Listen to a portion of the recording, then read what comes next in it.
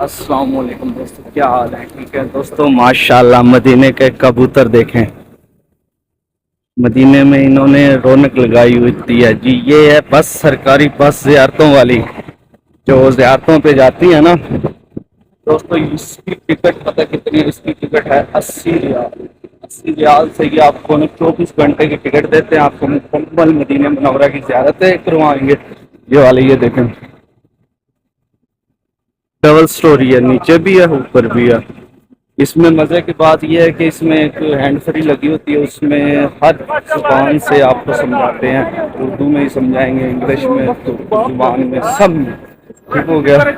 और ये वाली छोटी गाड़ियाँ जो सी ये बसें मस्जिद कुबा पे लेके जाती हैं। मस्जिद कुबा दीन इस्लाम की पहली मस्जिद, बैटरियों वाली बसें हैं। ये देखें, ये आज ही आए हैं इसमें, माशाल्लाह।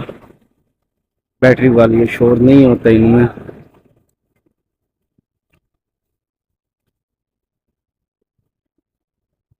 ये नया मेडिकल स्टोर खुला है।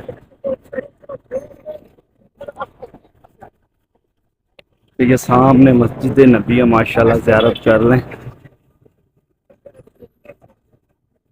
दोस्तों। आप सबके लिए, भाइयों के लिए मैं वीडियो बनाता हूँ। अगर मेरी वीडियो आप लोगों को अच्छी लगती है, लाइक शेयर और कमेंट ला ज़रूर किया करो।